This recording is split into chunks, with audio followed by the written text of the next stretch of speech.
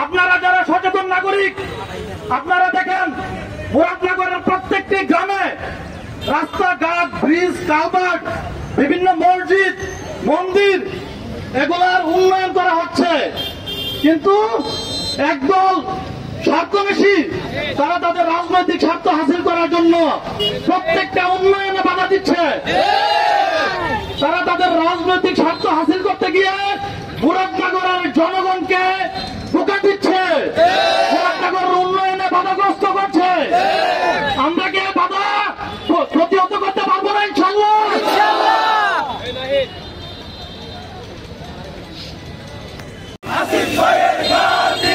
মুরাদনগরের মাটি আসিফ ভাইয়ের ঘাটি, কালার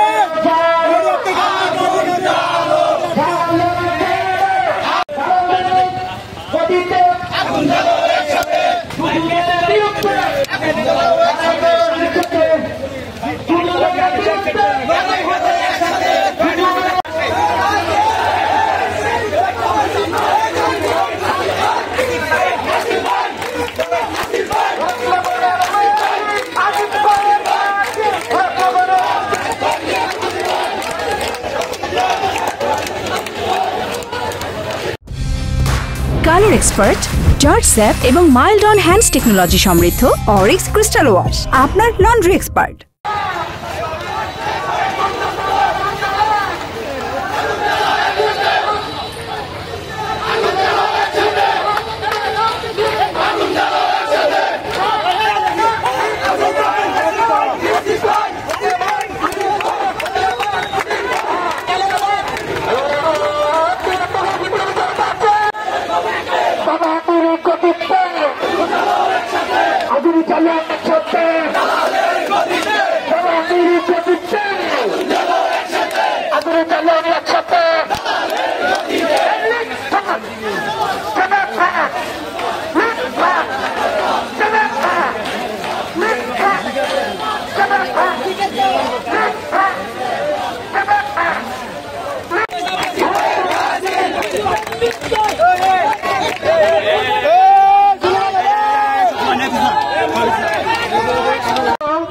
ছাত্র জনতার শহীদের বিনিময়ে 40 থেকে 50,000 আহত যুদ্ধাহতদের বিনিময়ে আমরা একটি নতুন বাংলাদেশ পেয়েছি।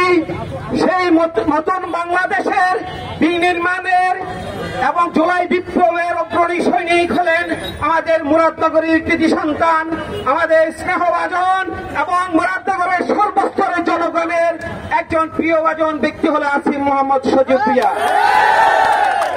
আসিফ মোহাম্মদ সজীব ভূঁইয়াকে আমরা মুরাদনগরবাসী ভোটে উপদেষ্টা নিয়োগ করি নাই। আমরা কি মুরাদনগরবাসী ভোটে দিয়েছি? আমরা কি ভোট দিয়ে দিয়েছি? কে দিয়েছে? সারা বাংলাদেশের ছাত্র জনতা আসিফ মোহাম্মদ সজীব ভূঁইয়াকে উপদেষ্টা নিয়োগ করে। যেহেতু আমাদের মুরাদনগরের সন্তান, তার জন্মভূমি এই মুরাদনগর, সে বরিশালতে বা ঠাকুরগাঁতে ডিঙ্গি নাওতে মুরাদনগর আবির্ভাব হয় নাই। সে মুরাদনগরের জন্মসূত্রে তার 14 পুরুষের জন্ম এই মুরাদনগর। সুতরাং সারা বাংলাদেশে যদি বিপ্লব হয়, আমরা মুরাদনগর পাওয়ার জন্য সাধারণ আসিফ মোহাম্মদ সজীব ভূঁইয়ার জন্য থাকা উচিত এবং থাকবো।